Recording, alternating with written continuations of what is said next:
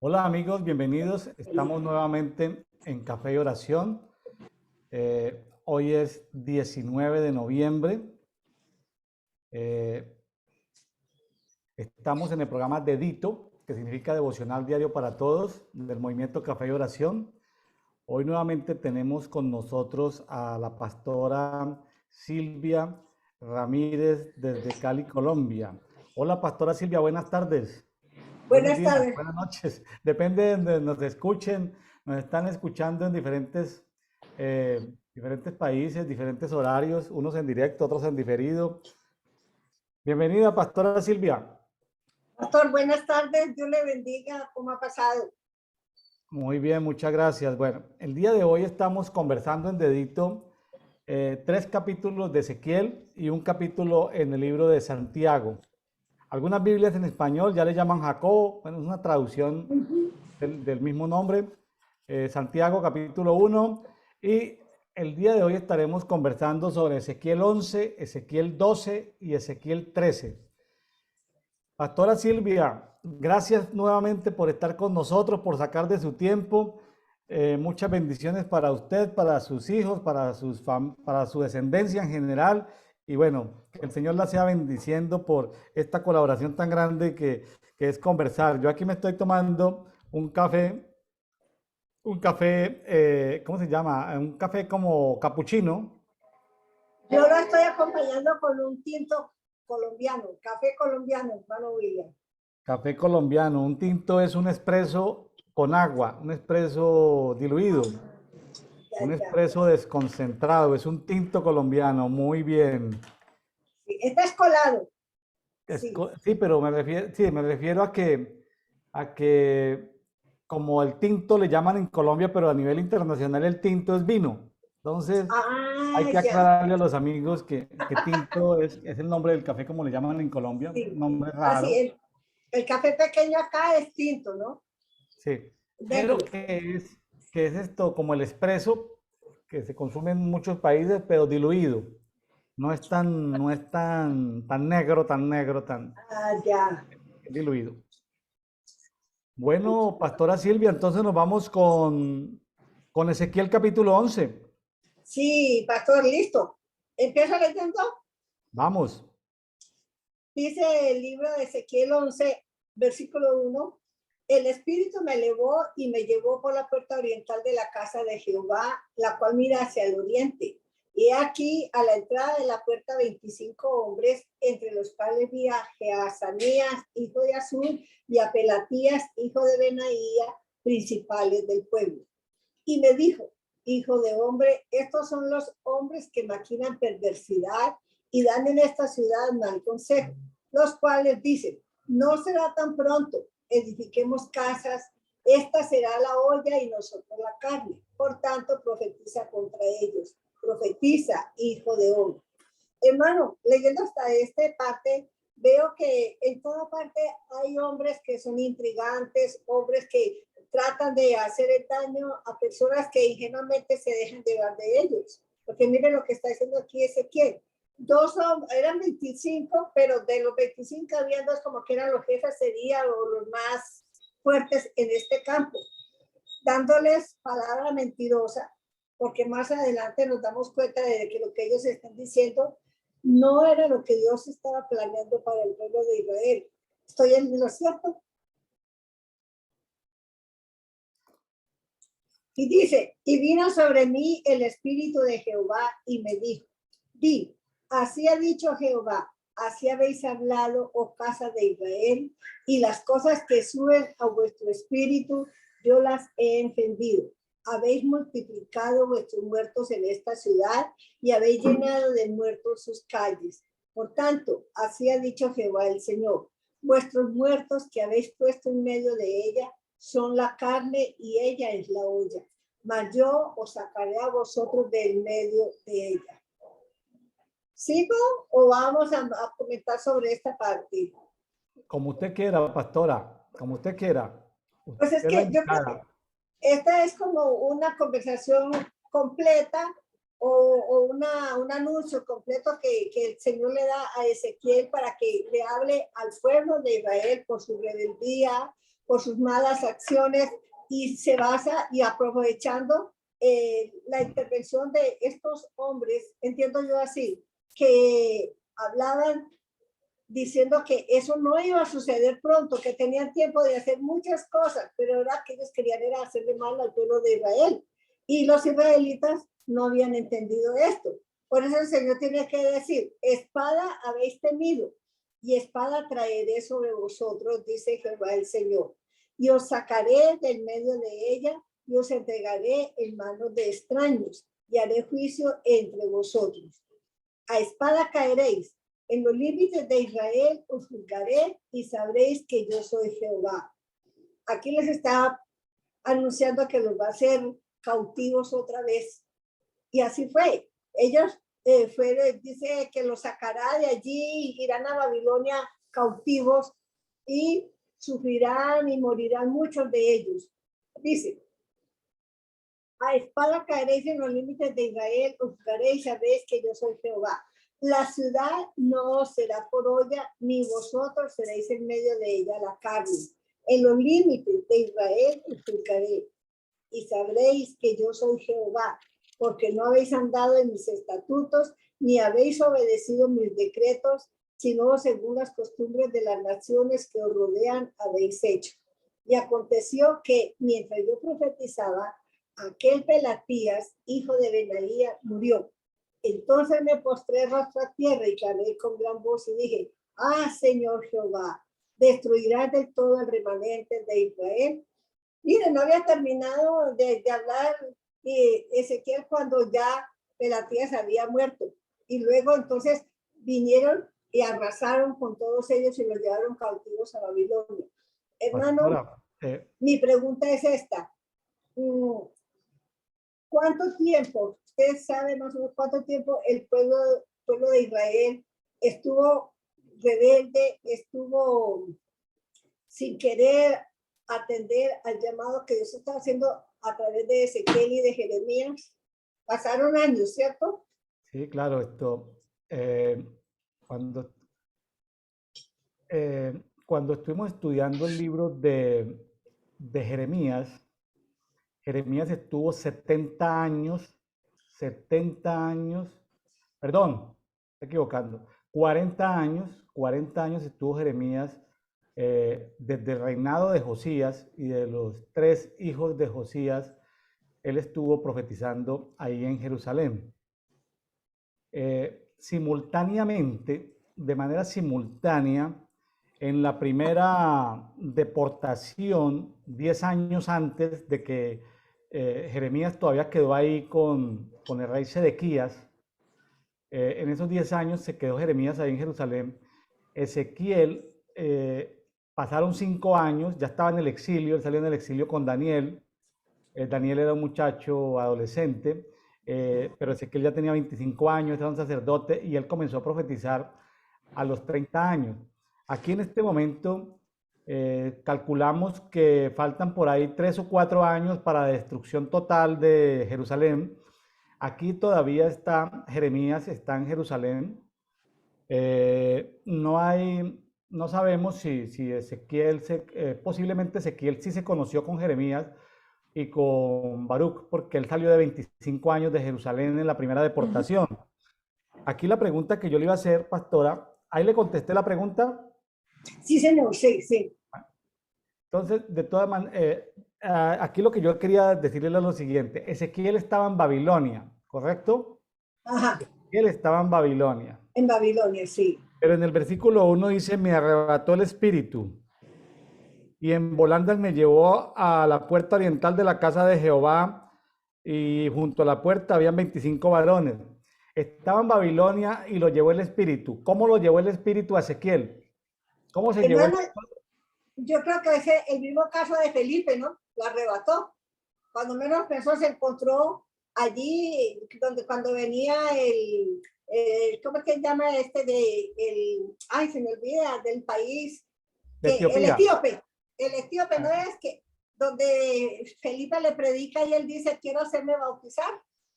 Claro claro, esa es una hipótesis. Entiendo que Felipe estaba en Azoto cuando eso no fue y luego fue arrebatado por el Espíritu y llegó donde estaba el etíope preguntando quién podría hacerle entender el libro de Isaías. Es Isaías, sí. Bueno, entonces yo creo que en este también, porque dice que me arrebató. Sí, dice, pero el Espíritu me elevó, o sea, se lo llevó por los aires, hermano. Esa es ¿No una será? hipótesis. Esa es una hipótesis de transfigura, así como Felipe fue traspuesto, él llegó en carne y hueso, Felipe. Pero es que aquí dice, me arrebató el espíritu. ¿Sí? Me arrebató el espíritu. Dice que lo llevó a la casa de Jehová y la casa de Jehová no estaba en Jerusalén. Sí, estaba en Jerusalén, lo llevó desde Babilonia a Jerusalén. Exactamente. Pero escúcheme bien. Una cosa es como Felipe fue traspuesto, o sea, apareció. Sí. Felipe fue en el espíritu. ¿Sabe qué es ir en el espíritu? No, pues así, pues no tengo como una idea muy clara. Es decir, en el espíritu yo creo que uno, como si viera una visión, ¿será? El espíritu le lleva a uno a ver lo que está en el lugar, aunque no esté en ese lugar. Sí, parecido. O sea, tú te metes en la visión, tú estás en la cama acostada y ves una visión, ¿correcto? Puedes ver la visión, pero en el espíritu es meterse dentro de la visión. Ajá. Y saber que está en la cama, pero está en la visión. ¿Sí? Está en la visión, es decir, la inmersión espiritual. Hay algo, pastora, que quiero enterarla. En los últimos 10 años ha habido mucho movimiento a nivel internacional de escuelas proféticas donde se le enseña a las personas a entrar en el espíritu. La iglesia evangélica tradicional no sabe de eso. No sabe de eso. La iglesia evangélica tradicional lo que hace es que las personas ven sueños o tienen visiones, pero no entran en el espíritu. Entrar en el espíritu es algo diferente. ¿Me estoy haciendo entender, pastora? Sí, es interesante, siga. Entonces, así como Juan fue sacado en el espíritu y llevado a regiones celestiales, una persona con el espíritu entrenado puede salir a regiones espirituales, donde el Padre lo permita, ¿sí? Los intercesores proféticos de hoy se entrenan sus espíritus para poder ir en el espíritu a ciertos lugares. Aquí lo que sucede es que el espíritu lo arrebató. Entonces uno queda ahí pensando si fue en el espíritu o fue en el cuerpo. Más adelante, pues él profetiza en Jerusalén. ¿Él cómo llega a Jerusalén? Jerusalén está sitiado por unos enemigos y él llega a esa Jerusalén. Claro que luego más adelante vemos que estaba la gloria de Dios, ¿no? Estaba la visión de la gloria de Dios, que son los seres vivientes, el trono, estaba el Padre, estaba los eso lleno de querubines. ángeles, querubines, habían ángeles tipo rueda, bueno, había todo un movimiento de la gloria de Dios. Ahí se ve más adelante, lo vamos a ver. Pero en el versículo 24, él fue a predicar a Jerusalén. Cuando él predica, que es el versículo 13 que está leyendo, que dice, y aconteció que mientras yo profetizaba, murió aquel Pelatías. Ahí está profetizando. O sea, ahí se parece mucho a lo que usted decía de lo que le pasó a Felipe con el etíope. Hubo una transfiguración o transposición o llegó allá porque él profetizó en Jerusalén. Él vivía en Babilonia, estaba cautivo en Babilonia, pues cautivo entre comillas, porque estaban ya medio libres ahí, no estaban en cárceles, estaban viviendo ahí en algunos poblados que les habían asignado cerca de la capital de Babilonia. Pero en el 13 dice, mientras yo profetizaba, o sea, él profetizó, llevó una profecía, pero en el 24 dice, y me alzó el espíritu y me volvió a llevar en visión del espíritu de Dios a la tierra de los caldeos, a los cautivos, así ascendió de mí la visión que había visto. Entonces, al parecer hubo ambas, fue en el espíritu, pero se materializó, fue jalado en el espíritu, pero volvió y se materializó allá en Babilonia. Entonces, estas son cosas que debemos no asustarnos. Las tinieblas lo hacen las tinieblas lo hacen, pero en las tinieblas se llama transgresión, es seguir los métodos que Dios no quiere que el ser humano siga, pero a nivel profético es posible hacerlo si el espíritu está entrenado. Es un tema que luego podemos conversarlo sobre cómo una persona puede entrar en el espíritu. Pastor, esto mismo será lo que, bueno, yo lo he visto pues, lo he visto en películas donde dice que está la persona, digamos, inconsciente, pero el espíritu de ella sale de su cuerpo. El cuerpo queda allí inerte, pero su espíritu sale y va y hace las cosas que tiene que hacer, luego regresa otra vez y se posesiona en el cuerpo. ¿Eso es correcto? ¿Eso es normal? Es parecido, pero no es eso lo que está sucediendo. Es parecido, es parecido. Es como lo hacen las tinieblas, básicamente. Ajá. Es un tema especial que luego lo podemos tratar, ¿sí? Pero porque también hoy está sucediendo y hoy en día ya son cientos y miles de personas que entran en el espíritu y pueden ir a lugares celestiales en el espíritu. Pero luego lo podemos ver, eso ya es muy común en las escuelas proféticas que hay en todo el mundo, ya es muy común que se enseñe. Desafortunadamente, por ejemplo, la gente mi mamá, por ejemplo, que era medio, que ella veía visiones, sueños, ella desafortunadamente no pasó por una escuela profética donde le ayudaran a entrenar el espíritu para entrar en el espíritu. Ella no pasó por una escuela profética. En ese tiempo el modelo era pastoral y lo profético no eran Era escuelas muy escaso. donde le corrigieran cuándo era de su alma, de su pensamiento, o cuándo era de los frijoles de la noche anterior, lo que ella soñaba, es decir, cuándo no era del Sí, espíritu, sino era sí, una señor. frijolada, como le dicen en Medellín, Colombia. Entonces, yo digo, bueno, mi mamá no alcanzó a ser entrenada, pero es algo que yo quería comentarle, está sucediendo en el mundo, porque más adelante pueden haber oportunidades de que hayan entrenamientos en alguna parte, en alguna ciudad donde usted pueda recibir ese entrenamiento y usted pueda desarrollar esa parte profética de su vida, ¿sí? Ya Ajá. como intercesora, como adoradora, como abuela y como pastora ahí en su familia, usted puede desarrollar esa habilidad profética. Bueno, ahí se lo dejo como para que no nos olvidemos del tema, ¿sí? De que eso es Ok, posible. Bueno, ok, sí, mire, y finalizando esta parte de este primer capítulo donde dice que se fue de él la visión que había visto, o sea que lo que él había hecho en Jerusalén, cuando volvió otra vez al cuerpo, eso se le fue, ya quedó, digamos, atrás de él. Dice, y hablé a los cautivos todas las cosas que Jehová me había mostrado. Entonces, claro. le quedó el mensaje que era lo que él estaba transmitiendo al pueblo de Israel. Lo que pasa es que la persona entra como en una dimensión diferente. La persona entra en una dimensión diferente y por eso es que cuando se escribe no se puede explicar porque es una dimensión. Cuando usted entrena el espíritu, o una persona tiene espíritu entrenado, puede entrar en otra dimensión. Y luego, pues como las personas que no pueden entrar a esa dimensión no entienden, entonces la manera de explicarle es que es como similar a una visión, pero no es la visión que tú tienes cuando estás dormida, es la visión que tú tienes consciente de que estás dentro, estás en el cuerpo, mejor dicho, estás en ese lugar. Perdón, hermano, eso no es lo mismo cuando dice, pero lo que le pasó a Pedro, ese que estaba en éxtasis, cuando estaba Claro, ya en la claro, terraza correcto, del centurión. correcto, correcto.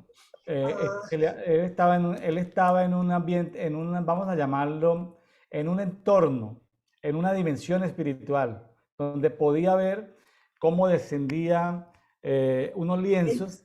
Está en mal los lienzos. traducido porque la palabra lienzo significa, él lo que está viendo es una vasija, él lo que está viendo es el arca de Noé. Lo que Pedro ve es el arca de Noé.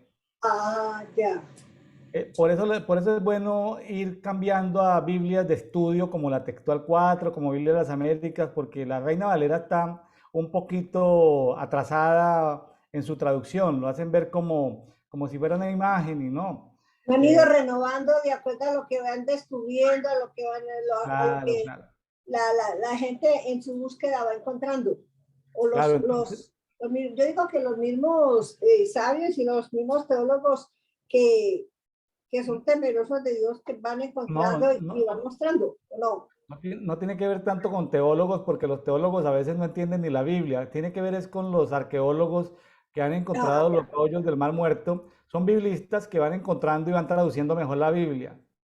No, Mm, para el teólogo estas cosas espirituales son alegorías, son como cosas ah, como poesía, ¿no? Ellos no lo ven como una realidad espiritual porque el teólogo normalmente no entiende el mundo espiritual. ujú. ¿Sí? Ya, yo nunca, no, yo nunca fui a ninguna clase de teología ni de nada porque no, no me sé, nunca me llamó la atención, lo mismo que Jorge tampoco. Jorge, él me decía, es que la teología la encontramos es en la misma palabra de Dios, no es sino abrir nuestro espíritu, nuestro corazón a lo que Dios nos quiere enseñar. Bueno, quería comentarle eso, pero bueno, sigamos adelante. Vamos con el Bueno, 13. vamos en el 13, sí. A ver, aquí está, aquí yo me bajé hasta el final. Acá donde dice, Señor Jehová, destruirá del todo el remanente de Israel. Y viene otra vez la palabra del Señor. Y por eso dice promesa de restauración y renovación. Y vino, el 14, vino a mí palabra de Jehová diciendo, hijo de hombre, tus hermanos, los hombres de tu parentesco y toda la casa de Israel, todas ellas son aquellos a quienes dijeron los moradores de Jerusalén, alejados de Jehová, a nosotros es dada la tierra en posesión. ¿Cómo así? A ver, ¿quiénes están diciéndole al pueblo de Israel que se alejan? A los malos, ¿cierto? Los que estaban en contra del llamado que Dios estaba haciendo al pueblo de Israel para que se alejara de la idolatría y de todas estas cosas. Porque les dice, los moradores de Jerusalén, dice, alejados de Jehová, a nosotros, o sea, a ellos, a los malos, es dada la tierra en posesión. Por tanto, así ha dicho Jehová el Señor, aunque les he arrojado lejos entre las naciones y les he esparcido por las tierras, con todo eso les seré por un pequeño santuario en las tierras a donde lleguen. O sea que Dios castigaba a Israel, pero nunca lo soltaba del todo, hermanos. Siempre estaba allí pendiente de qué era, qué necesitaban y cómo Él se encargaba de proveer lo que ellos estaban buscando cada día. Entonces, castigaba sí, y fuerte, porque era lo que el pueblo necesitaba. Pero como dice acá, dice que él no los arrojó, pero les dejó un espacio pequeño donde pudieran reunirse como su pueblo para buscar de él. Es lo que entiendo yo en esto, porque dice Sí, que eso les seré por un pequeño santuario en las tierras a donde lleguen. Donde claro. quiera Aquí, que los israelitas llegaban, ellos armaban su tabernáculo para buscar de Dios. no técnicamente tabernáculo, no. Ahí lo que está diciendo es, digamos que eso se puede interpretar en algunas Biblias como sinagogas, como que la gente poca que quedó, recuerden que eran millones y millones y Sí, quedaron miles. millones y Y millones. pues, entonces, recuerde que aquí lo que está diciendo Dios, porque de todas maneras, eh, en los pasajes anteriores vemos que los ángeles de Dios, hubieron 6 ángeles que mataron, hicieron mortandad ahí en los capítulos anteriores, había miles y miles de muertos. Entonces el profeta estaba compungido y decía, bueno, que si Dios iba a destruir completamente al remanente, aquí aparece la palabra remanente. Entonces, eh, aparece la palabra remanente. Eh, Todavía había una cantidad, había una confusión total, habían falsos profetas, falsos sacerdotes que decían, no, no, Dios nos va a perdonar, tranquilos que todavía podemos construir nuestras propias casas, todavía podemos reconstruir. Le estaban, eh, recuerde que ahí estaba Sedequías, Sedequías estaba en un tira y afloje de que no sabía si seguir, porque si Sedequías se queda, Sedequías tuvo 10 años como rey vasallo de Nabucodonosor. Si Sedequías sigue pagando los impuestos, pues ahí lo dejan. Pero Sedequías estaba coqueteando con Egipto de si Egipto lo protegía o no. Entonces, Sedequías fue un rey muy pusilánime que le prestaba atención a Babilonia, pero también a Egipto. Ahí hay unas profecías anteriores que tienen que ver con eso. Le prestaba atención al profeta Jeremías, pero también le prestaba atención a los príncipes corruptos o a la gente de la nobleza que eran corruptos ahí en Jerusalén.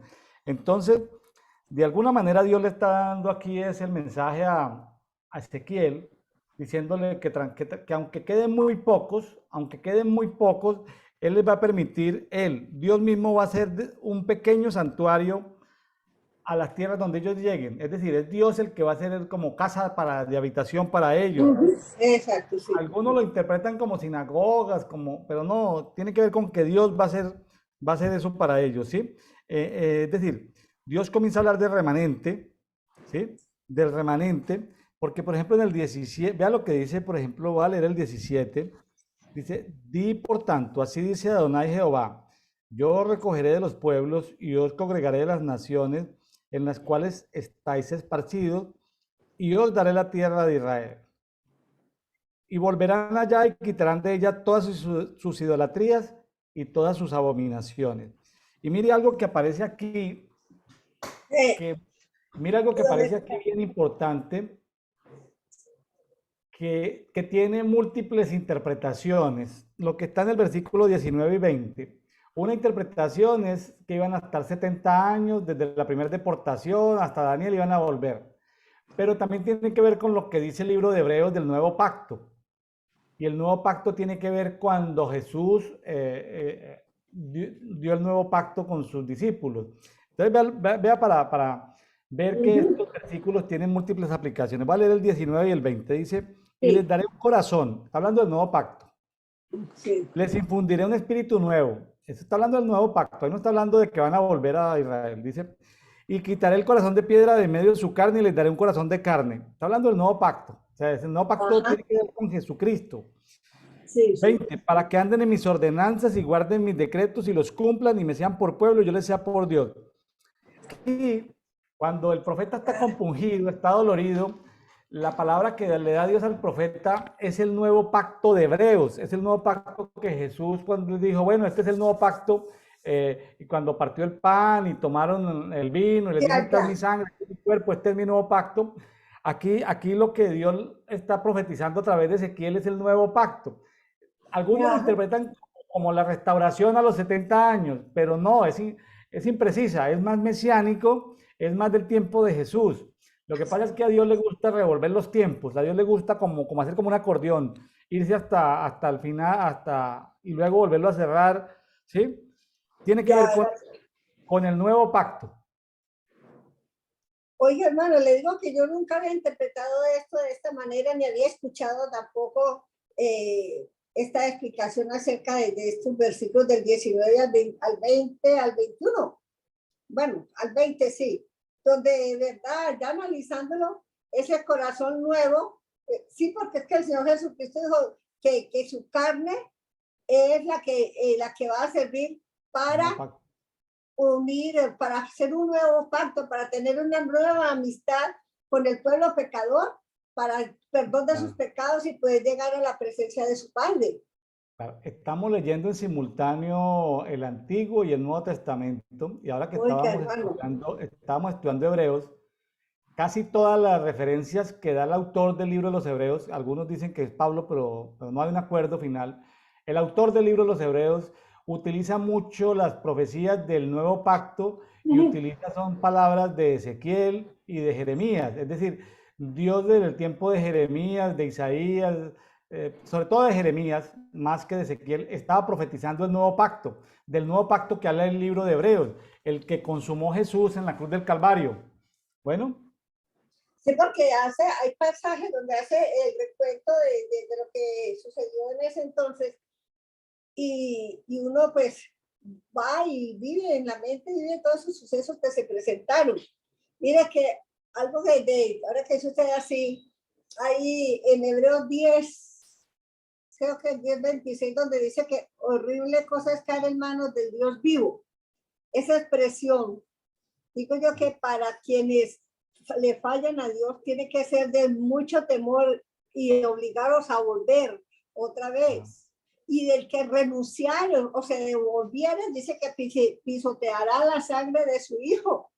Hermano, eso fue en el Antiguo Testamento. Yo sé que Dios era firme en sus cosas y en sus reprensiones hacia su pueblo. Y hoy en día yo entiendo que también es así, porque a veces uno se da cuenta que las situaciones que a veces uno enfrenta, se pone a analizar, dice, bueno, se da uno cuenta si ha fallado o no ha fallado en la presencia del Señor. Tiene que volver otra vez, doblegarse, Señor, perdóname y límpiame. Purifica mi corazón para poder estar realmente en tu presencia. La mayoría de gente en el cristianismo, sin saberlo, viven en el antiguo pacto, sin saberlo, sin ser mesiánicos ni ser judíos, viven en el antiguo pacto. El nuevo pacto es algo sorprendente. De hecho, hay algunos que dicen que el libro de Hebreos debería ser el primer libro del nuevo pacto, o sea, del Nuevo Testamento, porque es que realmente los primeros 4 evangelios, Mateo, Marcos, Lucas, Juan, realmente son antes del nuevo pacto, es decir, de que Jesús empieza el nuevo pacto, o sea, el nuevo pacto arranca con la muerte y resurrección de Cristo. Sí, Señor. Entonces, son libros como de transición. Entonces, bueno, para no entrar en esas complejidades de qué es nuevo pacto, yo prefiero llamarle Nuevo Testamento, Antiguo Testamento, porque la mayoría del cristianismo no ha entrado en el nuevo pacto. ¿Sí? Porque el tema del nuevo pacto tiene que ver con, bueno, con todo lo que alcanzamos de escudriñar en el libro de los Hebreos.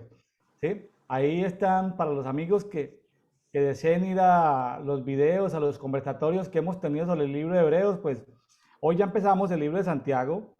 Pueden ir y revisar los estudios anteriores sobre el libro de Hebreos que fueron muy bien comentados, algo espectacular. Les recomiendo a los amigos que nos escuchan darse una paseadita por las grabaciones que tenemos acá sobre el conversatorio del libro de Hebreos. Pastora, volvamos aquí, a Ezequiel 11:21. 11:21. Dice, mas a aquellos cuyo corazón anda tras el deseo de sus idolatrías y de sus abominaciones, yo traigo su camino sobre sus propias cabezas, dice Jehová el Señor. Después alzaron los querubines sus alas y las ruedas en pos de ellos, y la gloria del Dios de Israel estaba sobre ellos. Paremos ahí. Sí. Paremos ahí. Ahí habla de la gloria de Dios. ¿Sí? Esa es la gloria de Dios de la visión de Ezequiel capítulo 1. Lo vimos en días anteriores, Ezequiel capítulo 1, donde se habla de los seres vivientes, de los 7 espíritus de Dios, que son esas llamas de fuego encendidas. Hablamos de los ángeles rueda, hablamos de la rueda de la creación. Entonces, ahí dice, y la gloria de Dios, así es como lo escribe o lo resume el profeta. Dice la gloria de Dios, pero la visión de la gloria de Dios está en Ezequiel capítulo 1. Él antes de empezar su ministerio profético, él vio la gloria de Dios. Aquí dice que la gloria de Dios de Israel estaba sobre ellos. Es decir, está el profeta en Babilonia, el espíritu lo jala, lo trae. Yo creo que él se materializa ahí en Jerusalén, el espíritu vuelve y lo toma, la gloria de Dios vuelve y se materializa allá en Babilonia. Pero la gloria de Dios se levanta, la gloria de Dios se levanta de ahí, de ese sitio, y fíjese que murió Pelatías. Pelatías significa Jehová libertado. Pero este Pelatías era líder de los 25 hombres esos que estaban maquinando perversidades y dando malos consejos. Ellos no eran profetas ni sacerdotes, ellos eran de la nobleza que aconsejaban mal al rey Sedequías. Entonces Dios los estaba juzgando por eso, por ser malos consejeros. Bueno. Ajá. Pero aquí, y el 23 empieza a hablar de la gloria de Dios. Continúa en el 23. Dice, y la gloria de Jehová se elevó de en medio de la ciudad y se puso sobre el monte que está al oriente de la ciudad. Luego me levantó el espíritu y me volvió a llevar en visión del espíritu de Dios a la tierra de los caldeos, a los cautivos. Y se fue de mí la visión que había visto. Y hablé a los cautivos todas las cosas que Jehová me había mostrado. O sea que él estaba en Babilonia, estaba en la tierra de los caldeos, vino a Jerusalén, le predicó a Israel y volvió otra vez en el espíritu a Babilonia y les compartió lo que él había visto por el espíritu en Jerusalén. ¿Así? Correcto, así es, pastora, así es. Y por fin dice, y hablé a los cautivos todas las cosas que Jehová me había mostrado. Ahora vamos a ver cómo sigue el capítulo, el capítulo 12. 12. 12 de Ezequiel. 12 dice, salida de Ezequiel en señal de la cautividad. Cuando el Señor le dice que haga en acción, pues como si él fuera a salir de allí, digamos, prisionero, para ver qué reacción tenía el pueblo de Israel. Dice, vino a mí palabra de Jehová diciendo, hijo de hombre, tú habitas en medio de casa rebelde, los cuales tienen ojos para ver y no ven, tienen oídos para oír y no oyen, porque son casa rebelde. ¿Cuántos años el pueblo de Israel ha vivido, o vivió y ha vivido, y hoy en día nosotros también, porque nosotros somos también pueblo de Israel por adopción, hermano? Después de la muerte de Jesucristo, fuimos adoptados como israelitas para tener derecho a la vida eterna. Entonces dice, por tanto, tú, hijo de hombre, prepárate en seres de marcha y parte de día delante de sus ojos, y te pasarás de tu lugar a otro lugar a vista de ellos, por si tal vez atienden, porque son casa rebelde. Es decir, quería llamar la atención de los israelitas con esta acción que él iba a hacer. Coger sus enseres, salir como si fuera prisionero, luego volver otra vez, a ver si le preguntaban, ¿qué te pasa? ¿Por qué estás haciendo esto? Pero creo que ninguno le preguntó, porque el Señor vuelve y le dice, y sacarás tus enseres de día delante de sus ojos como enseres de cautiverio. ¿Cuáles serán esos enseres de cautiverio, hermano? No, ahí no explica, pero es como, no, es una señal Es decir, si la pregunta que me hace es que cuáles eran los enseres, no, la Biblia no lo dice. Eh, el, pues la gente en yo pienso, cautiverio, perdón, hermano, me imagino que tal vez ellos como que no podían sacar todas sus cosas con toda libertad como nosotros si nos vamos a trastear de casa, sino que eran unas cuantas cositas que podían llevar y salían con ella. Así lo he entendido yo, porque es que dice, mas tú saldrás por la tarde a vista de ellos, como quien sale en cautiverio. Delante de sus ojos te abrirás paso por entre la pared y saldrás por ella. Todas estas cosas que hizo Ezequiel y el pueblo no se inmutó. Dice, delante de sus ojos los llevarás sobre tus hombros, de noche los sacarás, cubrirás tu rostro y no mirarás la tierra, porque por señal te he dado a la casa de Israel. Esta es la orden que le da Dios a Ezequiel. Luego en el 7, Ezequiel dice, y yo hice así como me fui mandado. Saqué mis enseres de día como enseres de cautiverio, y a la tarde me abrí paso por entre la pared por mi propia mano. Salí de noche y los llevé sobre los hombros a vista de ellos. Y vino a mí palabra de Jehová por la mañana diciendo, hijo de hombre, ¿no te ha dicho la casa de Israel, aquella casa rebelde, qué haces? Mire usted que es que ellos ni siquiera se daban por entendidos de lo que Ezequiel estaba haciendo. no, Diles, sí se dieron cuenta, pero no preguntaron nada. ¿Cómo, hermano? Sí se dieron cuenta, pero no preguntaron nada. Por eso, no le dieron importancia a lo que él estaba haciendo. No entendieron. Puede que ellos entendieron el mensaje, pero no querían dar su mano a torcer. No entendieron porque es decir, vieron, pero no preguntaron nada. Ahora, miren lo que Dios está profetizando. Diles, se trata de salir, de romper la pared, de sacar algunas cosas, no todas, de salir.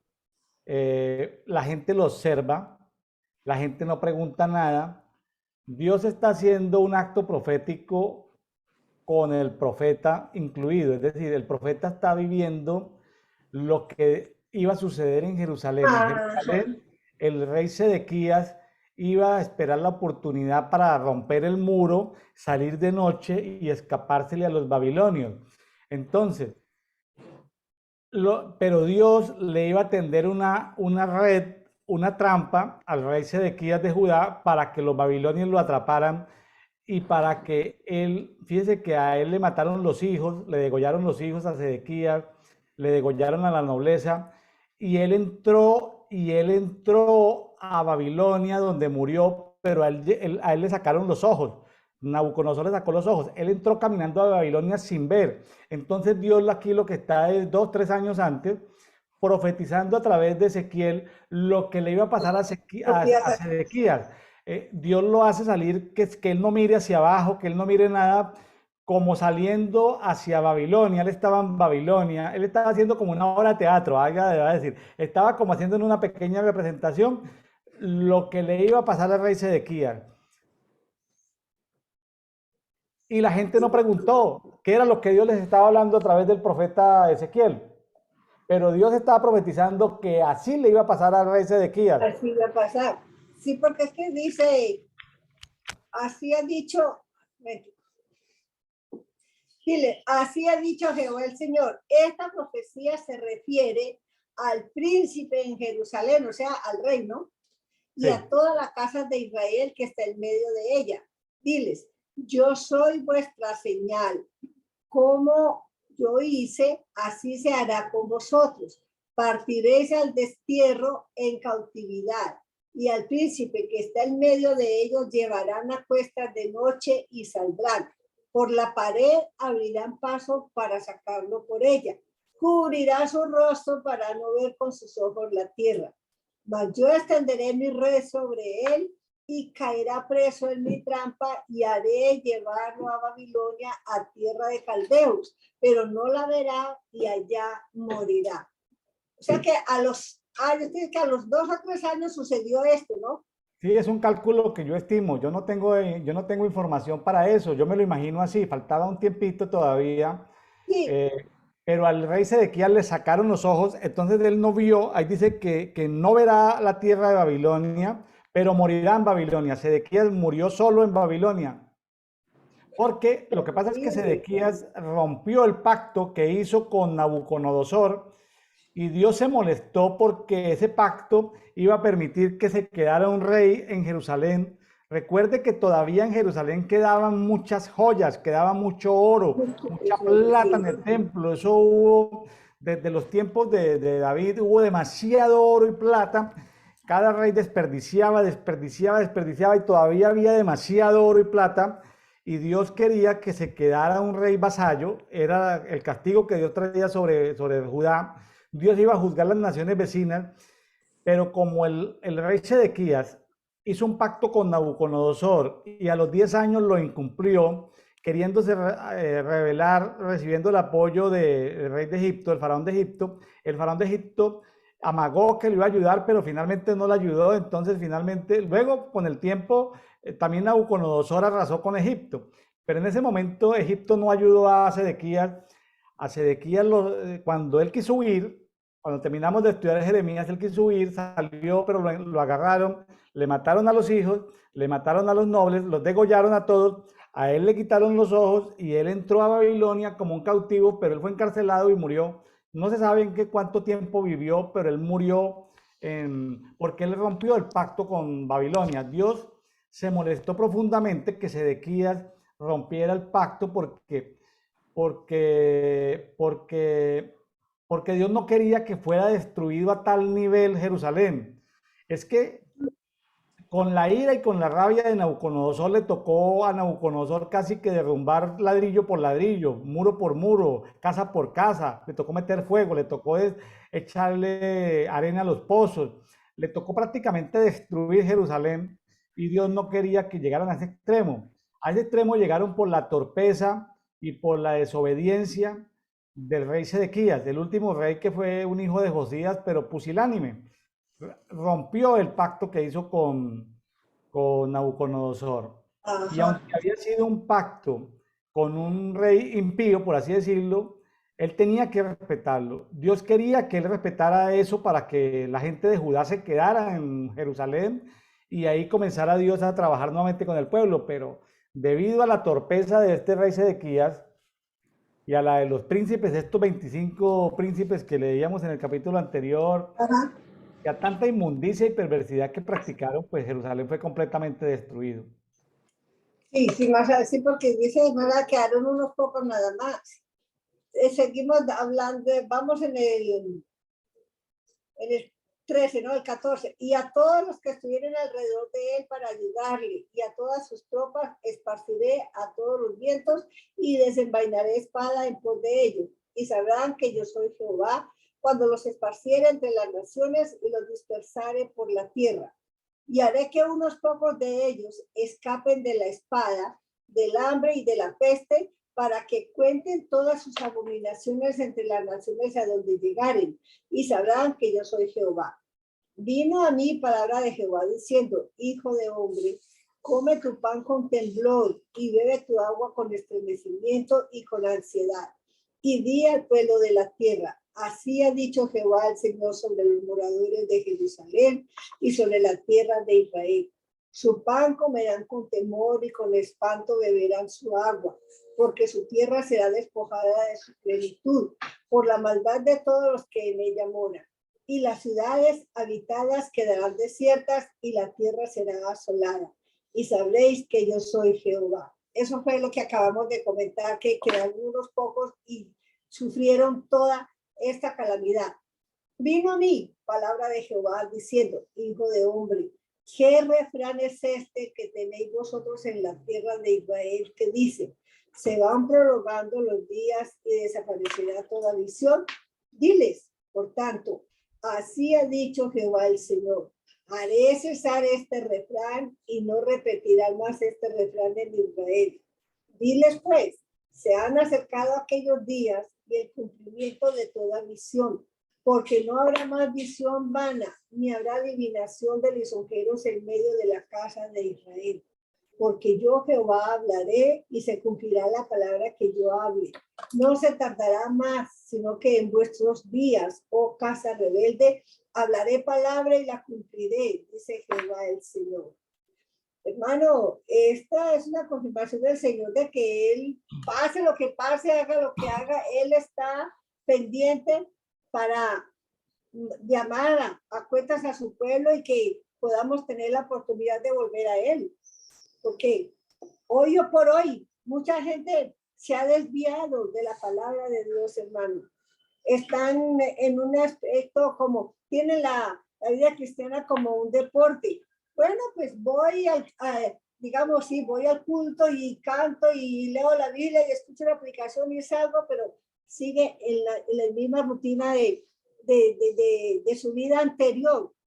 Porque es que, hermano, cuando llegamos a los pies de Jesús, yo tengo entendido, porque es mi testimonio, yo renuncié a todo lo que, digamos, cosas que yo sé que al Señor no le agradan. Entonces, ¿por qué las voy a hacer si yo sé que no le agradan? Pero hay gente que van a la reunión, estudian la palabra, pero van y siguen llevando esas vidas muy, muy débiles espiritualmente, y el Señor está cerca ya para tomarnos cuenta de todas estas cosas. Y no queremos voltear nuestra mirada hacia Dios, pedirle perdón, reconocer nuestra debilidad espiritual y pedirle que nos fortalezca con su espíritu porque ahorita es que vienen las cosas duras, las tentaciones, todo el trabajo de Satanás para apartarnos de este camino que hemos llevado de bendición. Y si no estamos firmes, hermano, puede pasarnos lo que dijo Pablo. De ser heraldos venimos a quedar en el último lugar. Yo pienso eso. Y realmente, si no nos aferramos realmente a la palabra de Dios, creo que va a haber más catástrofes de las que tuvieron los israelitas cuando estaban en la época de ellos. Pastora, estoy de acuerdo con lo que dice en cuanto a las aplicaciones que hace, solo que quería hacer referencia a precisar qué era lo que estaba sucediendo. Lo que estaba sucediendo era que se había vuelto costumbre, ya era un refrán, era un dicho, era una expresión lingüística que decían que las profecías no se cumplían, que las profecías no se cumplían, era como una burla a los profetas que Dios había traído. Era una burla a lo que Dios había hablado con Isaías, con Jeremías, con Ezequiel. Es decir, mucho profeta falso, mucho sacerdote falso, o sacerdote, ¿no? Los sacerdotes eh, siempre estaban profetizándole al pueblo de que Dios era un Dios de amor, de que no importaba el pecado, de que Dios los iba a perdonar, de que Dios cómo iba a acabar con su pueblo, de que siguieran pecando, que al final pues Dios los iba a perdonar. Entonces se había vuelto costumbre ese dicho, las profecías nunca van a llegar, pero entonces Dios sí precisa aquí con Ezequiel y les dice, y eso está en los últimos tres versículos del capítulo 12, está en el versículo 26, 27 y 28, que las profecías que se han dicho ya se iban a cumplir. Faltaban 1, 2, 3 años, yo no sé, estoy tratando de imaginarme que no hay referencias históricas, pero ya Dios dice, vea, ustedes se burlan de ese dicho que las profecías de Dios no se cumplen, pues sí se van a cumplir. Y ahí dice el 26. Voy a leer el 26, 27, 28. Dice, vino a mí palabra de Jehová diciendo, 27, hijo de hombre, he aquí que los de esta casa de Israel dicen, la visión que te contempla es para muchos días, para tiempos lejanos profetiza este. 28. Diles por tanto, así dice Adonai Jehová, no se tardará más ninguna palabra mía, sino que la palabra que yo hablé se cumplirá, dice Adonai Jehová. Es decir, faltaba muy poquito tiempo. Ahí lo que le está diciendo Dios era, mire, ese, como esa broma, ese dicho, esa, ¿sí? Ese comentario que se hacía de que las profecías no se cumplían, Dios les está diciendo a través del profeta que todo se va a cumplir y que falta muy poco tiempo. Era eso. Hermano, y mira que si miramos los tiempos de hoy en día, está pasando lo mismo. A veces, yo sé que hay profetas de Dios hoy en día y que hablan palabra de Dios, porque he visto cómo se cumplen las cosas.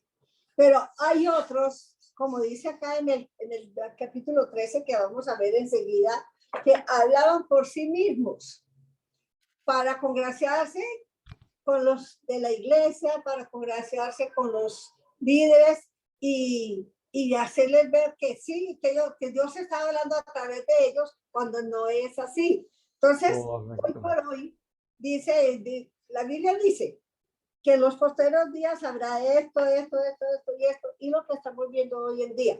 Pero, bueno, ¿y cuándo va a suceder? Llevan años y años diciendo lo mismo, pero no se manifiesta la venida del Señor. Es que el Señor no dijo cuántos años o cuántos días o cuántos meses va a demorar Él en venir a juzgarnos, porque ya no es, sino es el juicio de Dios al que estamos esperando. Ya Él viene como juez. Y la gente no cree esto. Entonces, hermano, hoy en día ya, ¿sabe que mi esposo me decía, mami, cuando hay una profecía de parte del Señor, si mi espíritu la recibe y yo siento bendición y eso me conmueve, yo siento que es Dios el que está hablando. Porque hay profecías que yo oigo que es como si fuera una cosa así sin importancia, pero no se cumple. Entonces, hermano, yo pongo mucha atención. Yo presto mucha atención cuando oigo a alguien que dice, porque así dice el Señor. Y bueno, he visto cosas que no se han cumplido. Cuando esa gente, sí. De hecho, de hecho trata el siguiente capítulo en Ezequiel capítulo 13. Justamente aquí Dios habla contra los falsos profetas y contra las hechiceras dentro del pueblo de Israel. Hechiceras, pero por multitudes. Uy, sí. Hermano, mire, esto acá, yo creo que a veces las personas dicen, bueno, el Señor me dijo, es a través de que se dejan llevar también de la emoción, del deseo que tienen de que Dios sale a través de ellos y no esperan si es un llamado que Dios quiere hacerle más adelante o no. Me da temor, a mí me da temor. Mire, una ocasión yo tuve una experiencia y dije, bueno, Señor, no sé, estábamos en una administración y yo sentí que me fluían palabras para yo hablarle a los que estábamos ahí reunidos. Y a mí me dio miedo, hermano. Me dio miedo abrir mi boca. Y lo que yo dije, llorando así, me dije yo, Señor, si esto es tuyo, que otro diga lo que yo estoy escuchando acá. Hermano, no había terminado de decirle así cuando otro estaba diciendo lo que yo había escuchado. Llorando, yo le conté a mi esposo. Le dije, mi hijo, me pasó esto y esto. Me dice, mami, puede ser que el Señor te vaya a dar el don de profecía o que dado el momento que se necesita, Dios busca a quién para utilizarlo en ese momento. Claro. No será un don permanente, pero cuando vuelvas a sentir eso, no cierres tu boca. Deja que Dios a través de su espíritu te guíe. Eso sí, aprende a tener control de tus emociones para que no toda hora vas a pensar que es el Señor que está hablando detrás de ti. Entonces, hermano, varias veces el Señor me permitió, sí, dar un mensaje que era para esos momentos que estábamos allí reunidos, pero yo no lo consideré como un don permanente, porque no, yo no he vuelto a dar. Hay momentos donde yo siento, sí, pero me da miedo, me da temor hablar, que vaya a ser es mi emoción y no lo que el plan de Dios tiene para mí. Entonces, no sé. Esos tiempos ya pasaron, pastora, esos tiempos ya pasaron. Ya hay mucha formación profética, ya hay muchas escuelas proféticas donde las personas son corregidas. Lo que yo decía de mi mamá, y lo he dicho en varios programas, le pasó al caso suyo, no tuvo una persona que la formara en lo profético porque seguramente que sí tiene el don profético. Lo que pasa es que como no fue corregida, no fue enseñada, no fue acompañada, no habían profetas mayores que acompañaran a los profetas menores, entonces pues sencillamente quedaron esos dones ahí. Y es lo que usted dice, me da temor, pero no es un temor de miedo, sino un temor reverente de Jehová, no es un temor reverente Exacto, sí. de no ir a equivocarse, ¿sí? De no dar la Sí, palabra, señor. pero de seguro que Dios estaba queriendo, que Dios estaba queriendo traer un mover profético, pero no hubo quien les enseñara, quien los guiara, quien los, sí. Su esposo tenía buenas ideas, tenía protocolos básicos, como lo que acaba de decir. Si es del Señor, recíbelo, controla tus emociones, sácalo. Seguramente si te equivocabas, Él te iba a corregir. O sea, Él estaba en el camino. Lo que pasa es que le tocó aprender como los profetas del desierto, le tocó aprender solito, sin que nadie le enseñara, ¿no? Sí, sí, eso entiendo. Yo hoy en día, bueno, no sé, hay momentos, yo oigo mensajes y yo siento en mi corazón que no, eso no viene de Dios. Entonces yo me pongo Claro. a orar, es decir, más que reprendo, yo, Señor, corrige, que no vaya a ocasionar, en vez de ser bendición, vaya a traer problemas o maldición por hablar a nombre propio, a nombre de Dios. Claro, Sí, listo. porque ese Así es es. un tema Pastor, delicado. vamos con Ezequiel 13 porque este está muy largo y nos toca todavía Santiago. Y Santiago también es un poquito largo. El Ezequiel 13, capítulo 13, sí. los falsos profetas. Vino a mí palabra de Jehová diciendo, hijo de hombre, profetiza contra los profetas de Israel que profetizan y di a los que profetizan de su propio corazón. Oíd palabra de Jehová. Así ha dicho Jehová el Señor. Ay de los profetas insensatos que andan en pos de su propio espíritu y nada han visto.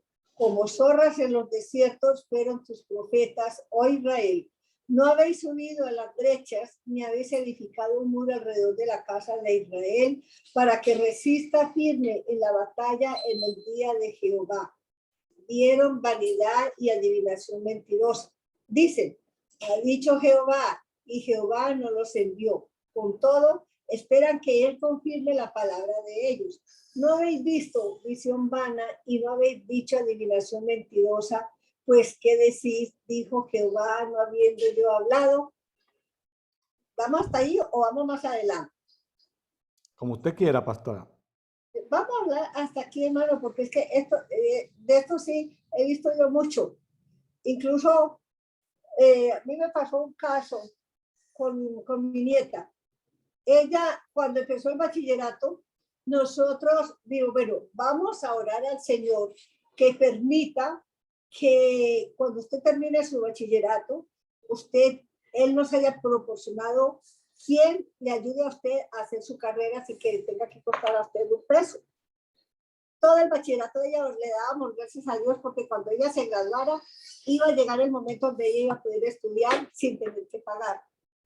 Esos años Dios bendijo grandemente a Denison, mi hijo, y cuando ella estaba haciendo el 11, le dijo, sorry, prepárate para que presentes exámenes en varias universidades, mi esposa y yo te vamos a costear todo el estudio. Hermano, le iban a pagar la carrera que ella escogiera en la ciudad donde ella quisiera. En esos días ya finales, cuando ya ella estaba a punto de graduarse, llegó un predicador a Toluca.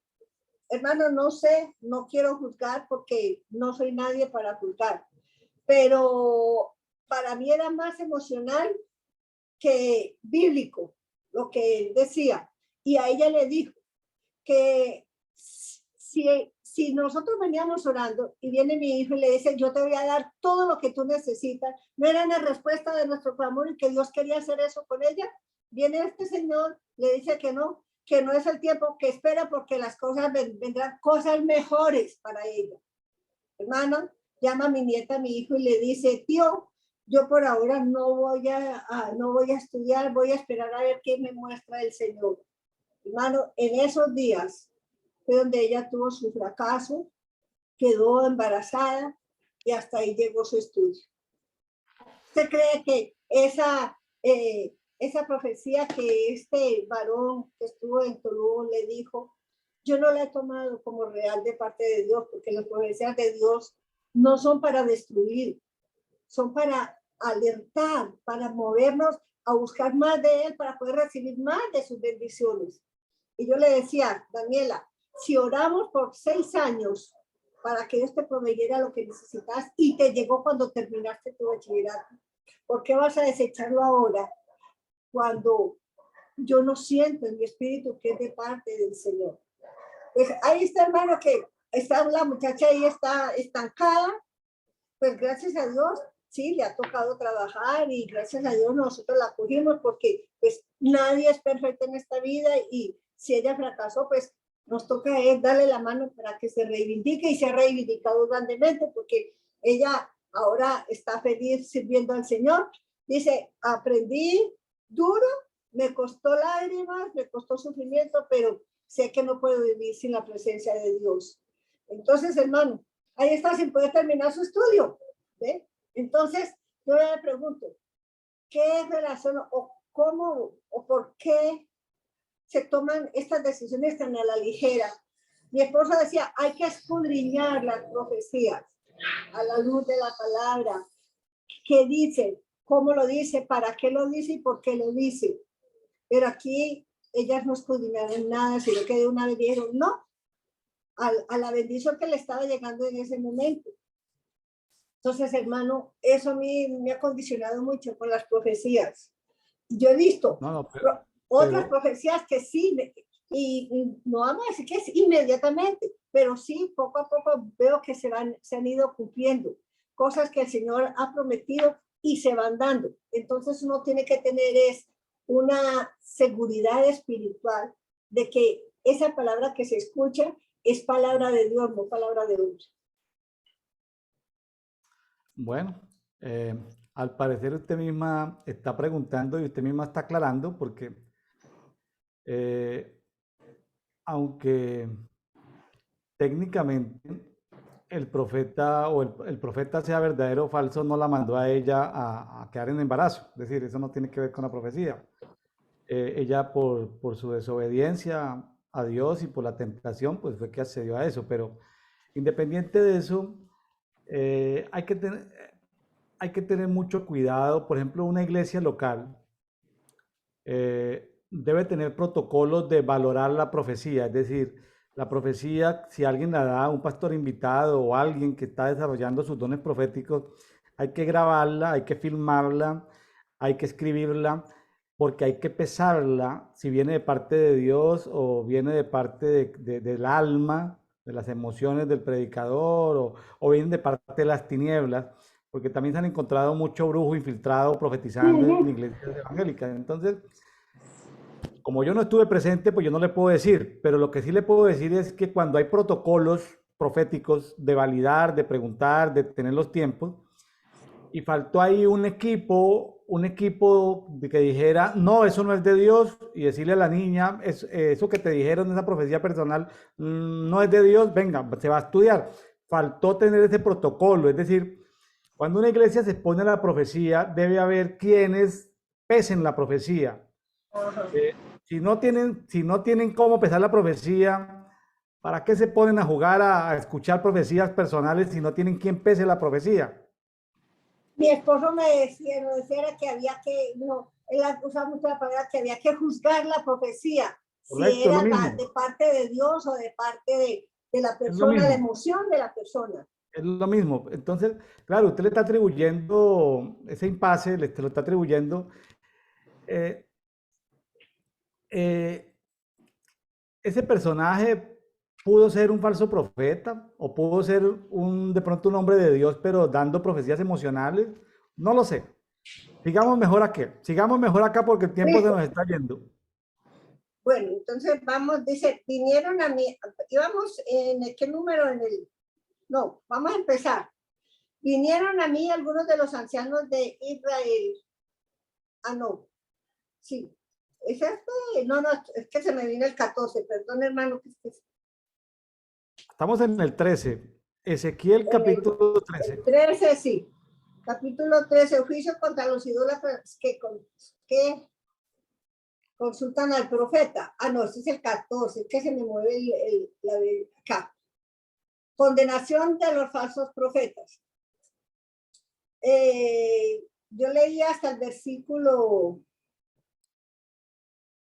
7. Vamos con el 8. 7, fue el 8, pero dice de esta manera: por tanto, así ha dicho Jehová el Señor, por cuanto vosotros habéis hablado vanidad y habéis visto mentira, por tanto, he aquí yo estoy contra vosotros, dice Jehová el Señor. Estará mi mano contra los profetas que ven vanidad y adivinan mentira. No estarán en la congregación de mi pueblo, ni serán inscritos en el libro de la casa de Israel, ni a la tierra de Israel volverán. Y sabréis que yo soy Jehová el Señor. Sí, por cuanto engañaron a mi pueblo diciendo, paz, no habiendo paz. Y uno edificaba la pared y aquí que los otros la recubrían con lodo suelto. Di a los recubridores con lodo suelto que caerá. Vendrá lluvia torrencial y enviaré piedras de granizo que la hagan caer y viento tempestuoso la romperá. Y aquí, cuando la pared haya caído, no os dirán dónde está la embarradura con la que la recubristeis. Por tanto, así ha dicho Jehová el Señor, haré que la ropa viento tempestuoso con mi ira, y lluvia torrencial vendrá con mi furor, y piedras de granizo con enojo para consumir. Así desbarataré la pared que vosotros recubristeis con lodo suelto, y la echaré a tierra, y será descubierto su simiente, y caerá, y seréis consumidos en medio de ella. Y sabréis que yo soy Jehová. Cumpliré así mi furor en la pared y en los que la recubrieron con lodo suelto. Y os diré, no existe la pared ni los que la recubrieron, los profetas de Israel que profetizan acerca de Jerusalén y ven para ella visión de paz, no habiendo paz, dice Jehová el Señor. ¿Sigo? Y tú, hijo de hombre, pon tu rostro contra las hijas de tu pueblo que profetizan de su propio corazón y profetiza contra ellas y di, así ha dicho Jehová el Señor. Ay de aquellas que cosen vendas mágicas para todas las manos y hacen velos mágicos para la cabeza de toda edad para cazar las almas.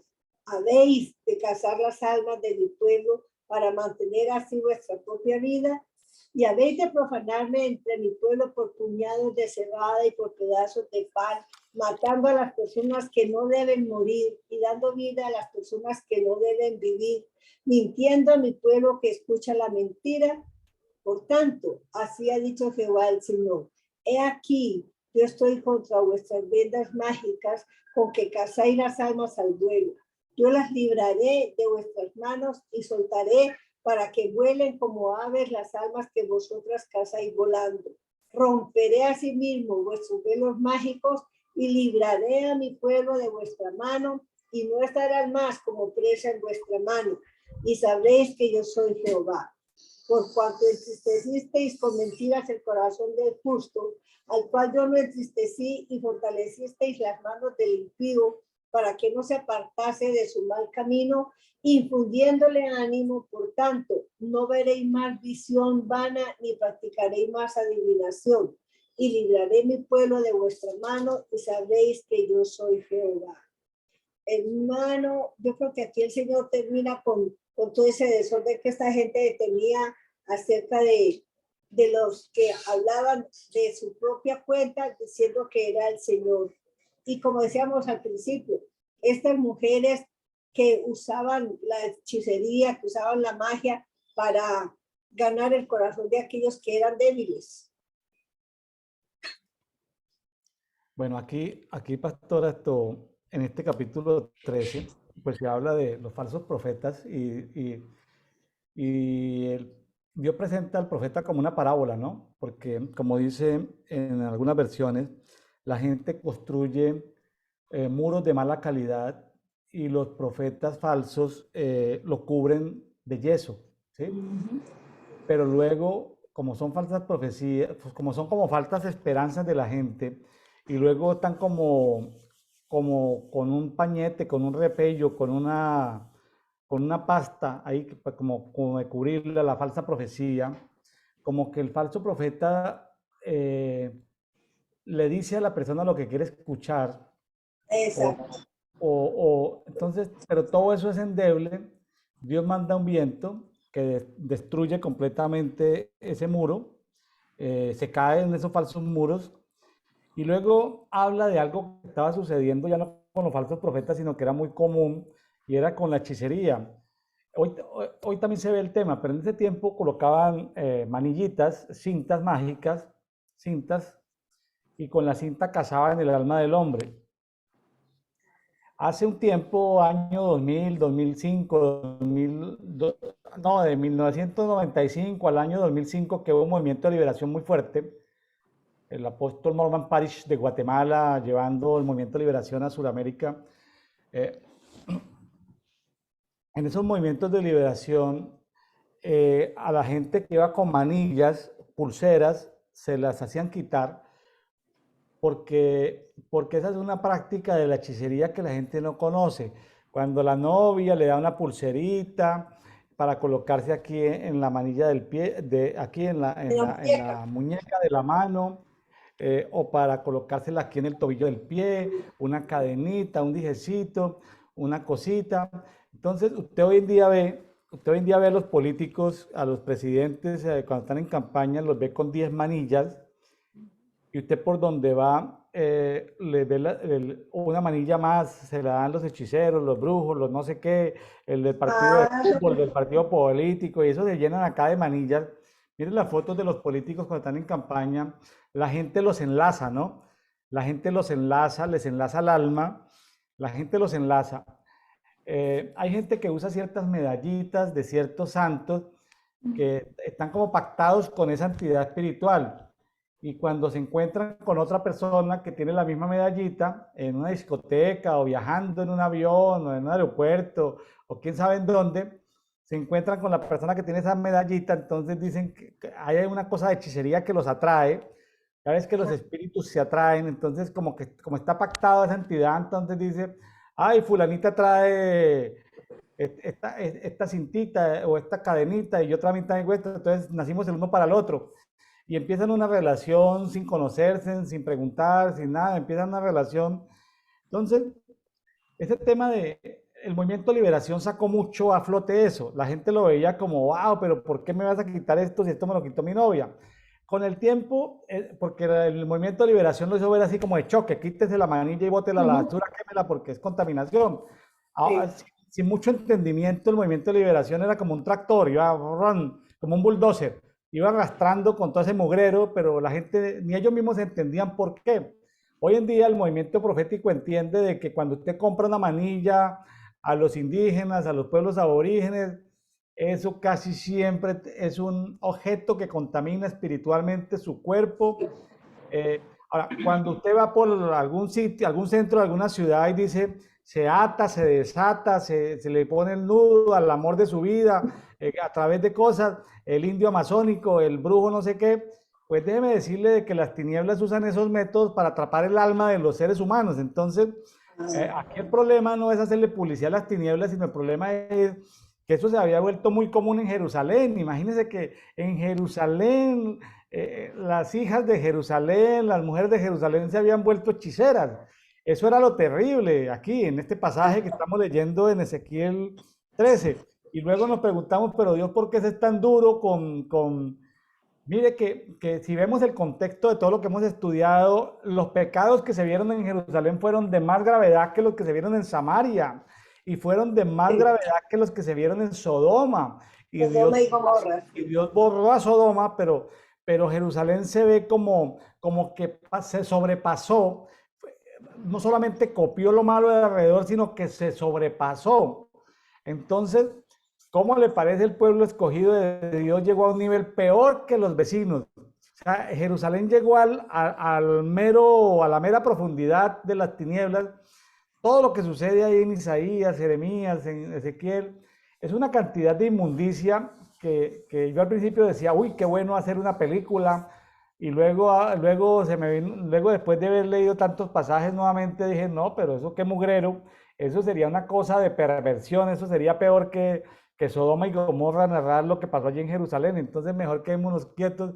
Es decir, el que quiera estudiar, que estudie la Biblia, pero ya porque estamos leyendo la Biblia en un año y porque la estamos leyendo es que estamos hablando del tema, pero este no es un tema que uno escoja como pastor para predicar el domingo, pues predicar sobre todas estas cosas, pero como nos toca leerlo y conversarlo hoy, sábado 19 de noviembre, Pastora Silvia, pues estamos hablando de eso. Entonces, tremendo. Y ahora, hay gente que dentro de la religión evangélica que le parece que una manillita de un santo, que ir a comprar una catedral, porque visitó un sitio, lo que está trayendo son objetos que contaminan la casa. Entonces luego usted puede estar lleno del Espíritu Santo, pero si usted se trae un objeto que contamina su casa, pues el demonio Claro. está invitado a entrar en su casa. Tú te dices, pero ¿por qué todos estamos aquí de mal genio?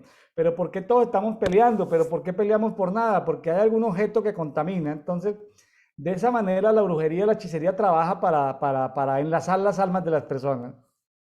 Ujú. Bueno, ahí es donde uno tiene que entrar en oración y pedir la dirección del Espíritu Santo para indagar a ver qué hay que esté molestando la vida de cada uno o el hogar en sí y hacer una limpieza a través de una liberación, hermano.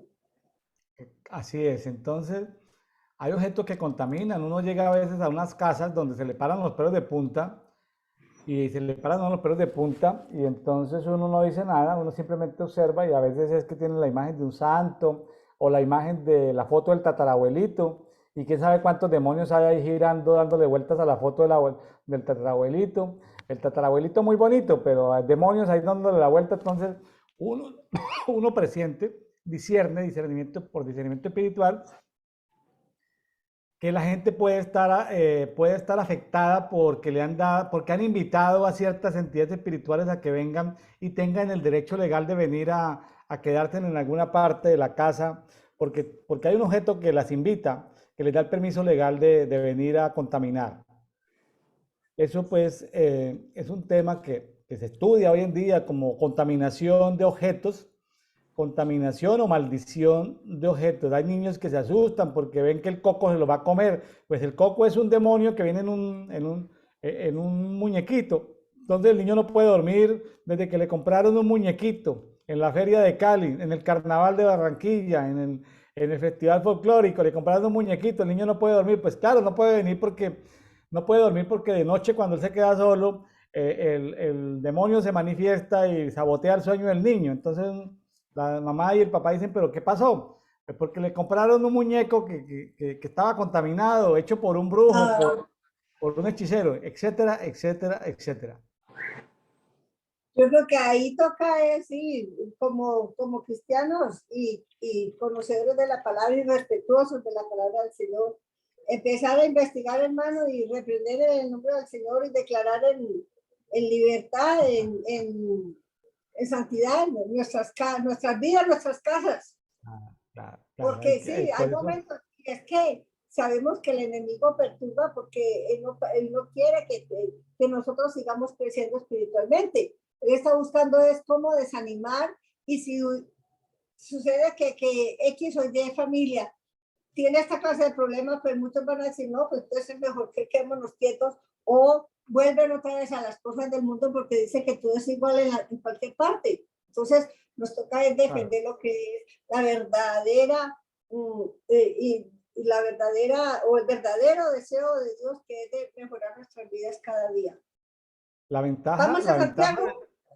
vamos a Santiago. La Sí. ventaja de Santiago 1, la ventaja de estar en una comunidad profética es que pueden haber hermanos entrenados que vayan y visiten las casas y limpien la casa, ¿no? Y limpien las casas, porque las casas están contaminadas, entonces a veces hay peleas o hay pobreza y no se sabe por qué hay pobreza, o hay enfermedad y casi siempre hay objetos que contaminan.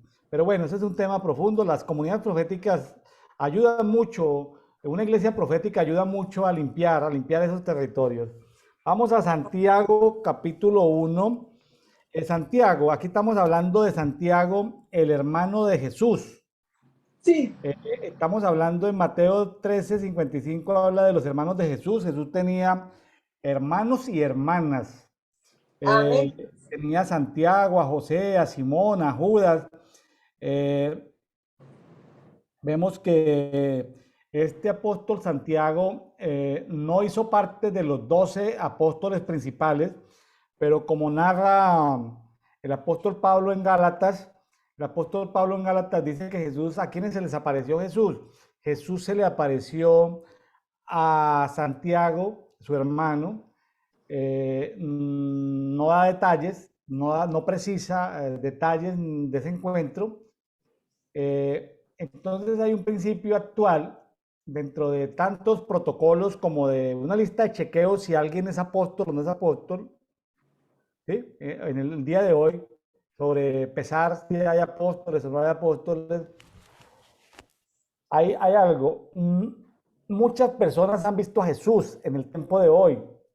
Eso no significa de que si una persona ha visto a Jesús es apóstol, no.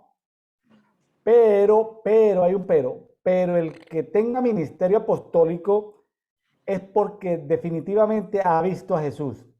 ¿Me hago entender, pastora? Es decir, el apóstol ha visto a Jesús. No todo el que ha visto a Jesús es apóstol, pero el que es apóstol ha visto a Jesús, lo ha visto completamente, ha tenido una manifestación y un encuentro con él. Entonces el apóstol Santiago, que era hermano de Jesús, diferente a los Santiagos que eran discípulos de Jesús, esto sí fue, de hecho la historia lo reconoce como Santiago el Justo. Hay algunas cartas apócrifas que se escribieron en el primer, segundo siglo, donde se habla de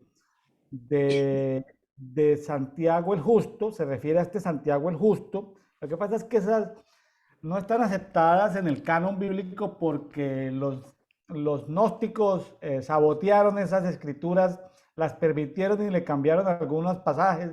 Entonces, hasta no encontrar fuentes originales de otros, fuentes originales antiguas que estén conservadas por allá, quién sabe en qué cueva, en alguna parte del mundo oriental estén, pues no se puede hablar de esos libros apócrifos, pero porque han sido contaminados, ¿sí?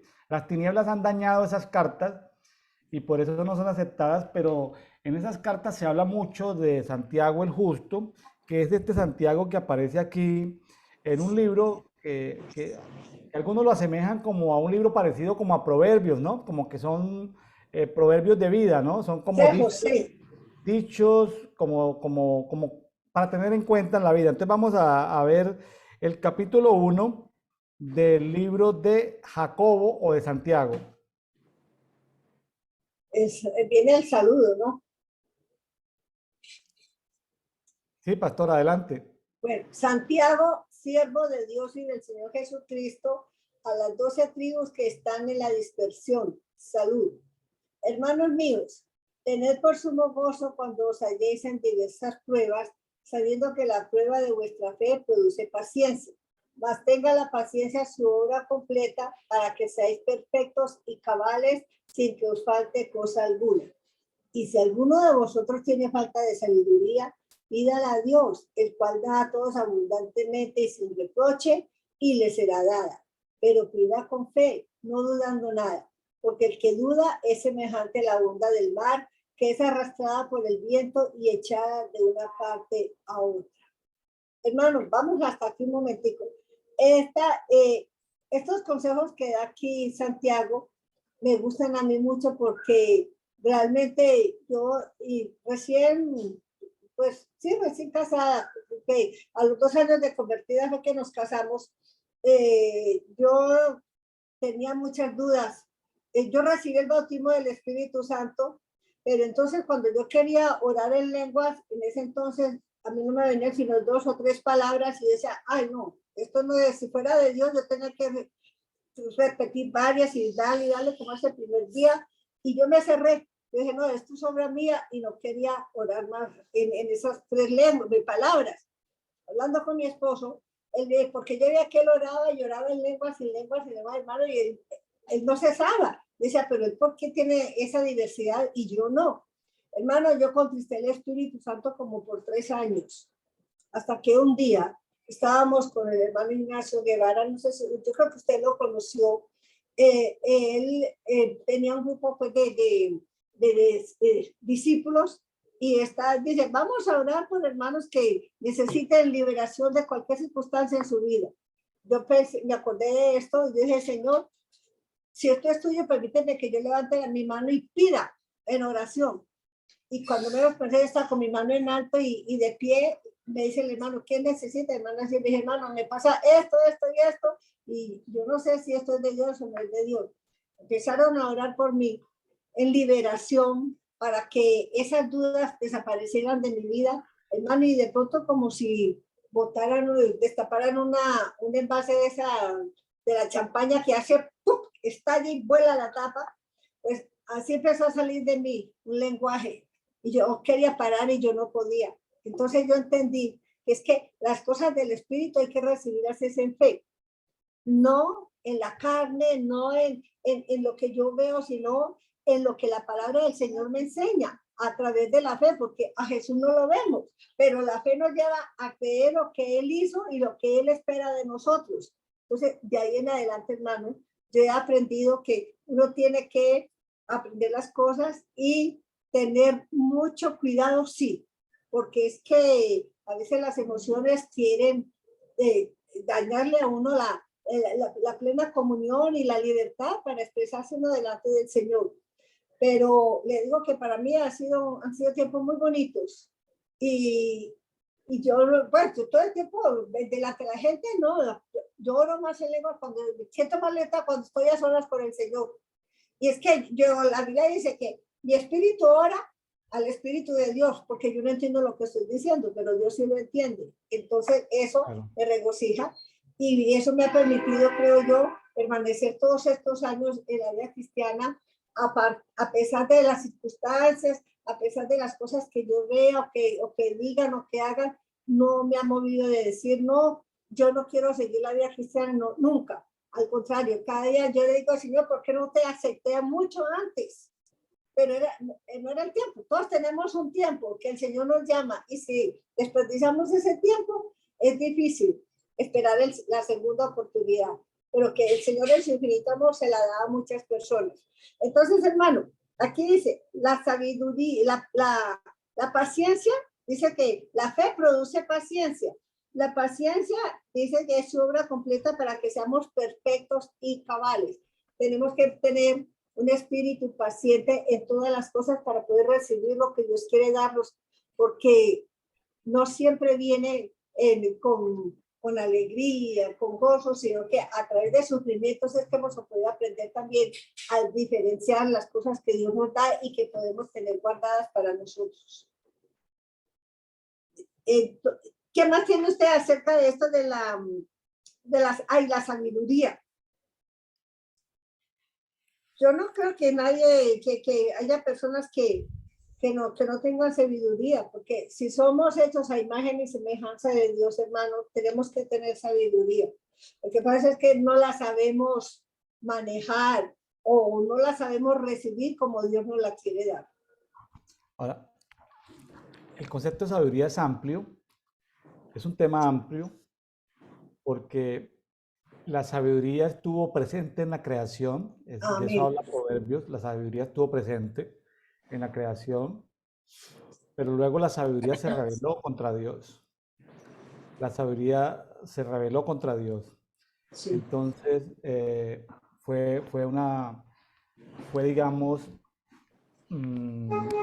algunos aseveran que la sabiduría que se rebeló contra Dios es la misma Lucero, que se rebeló contra Dios.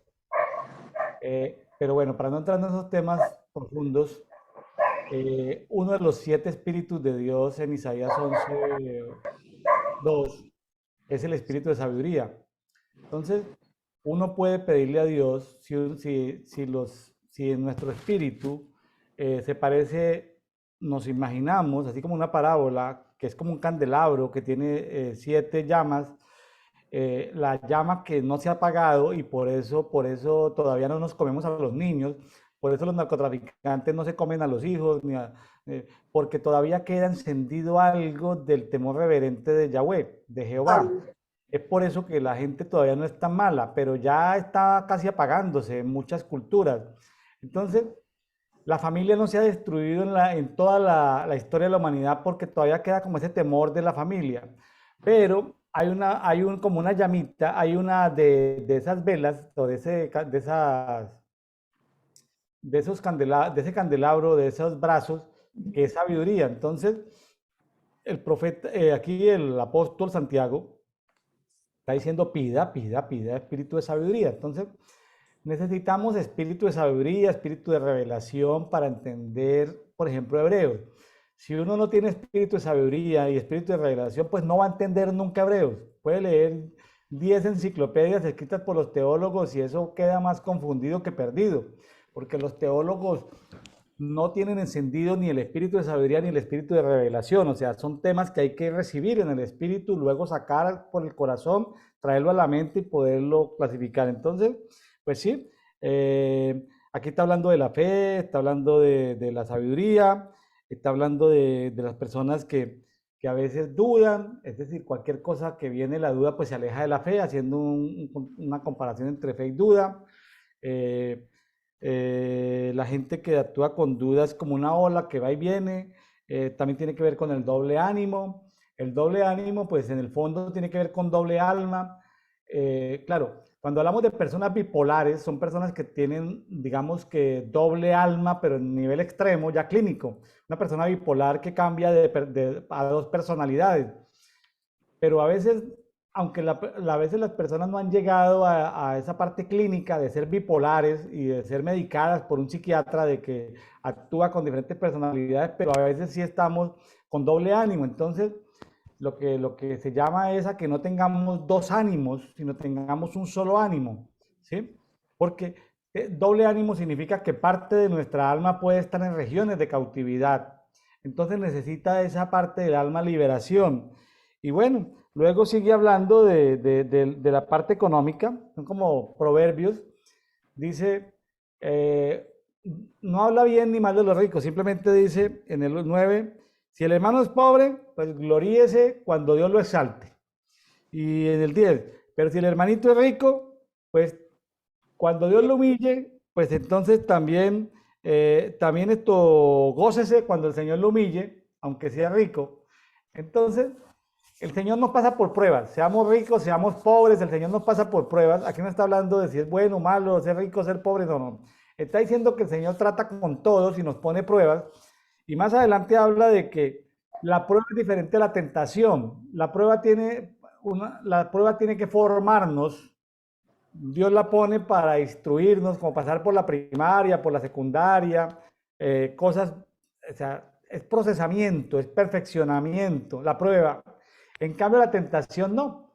La tentación viene del mundo de la oscuridad, del mundo de las tinieblas, ¿no? Es como anzuelos que ponen las tinieblas de disfraz, de engaño, para que la persona que caiga en la tentación pues, pues sea atrapada por las redes de las tinieblas. Entonces es como eso, ¿no?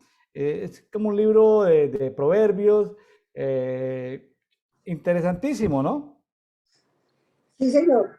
Sobre todo nos da a entender que dice que el versículo 13 que dice, cuando alguno es tentado, no diga que es tentado de parte de Dios, porque Dios no puede ser tentado por el mal, ni Él tienta a nadie, que Él permite la tentación, pero para probar nuestra fe y nuestra condición delante de Él. Entonces, por eso tenemos que mantenernos firmes, pidiéndole a Dios esa sabiduría de lo alto para tener la fortaleza de rechazar las tentaciones, porque es que la tentación nos lleva al pecado y el pecado nos lleva a la muerte. Ese es el problema. Entonces, cuando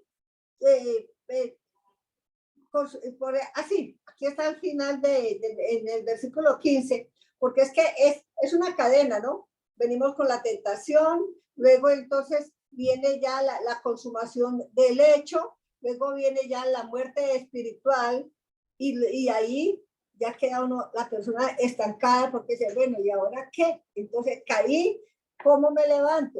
Muchos logran levantarse, sí, pero les cuesta porque es difícil, porque es que la muerte nos aparta de Dios, entonces la muerte espiritual.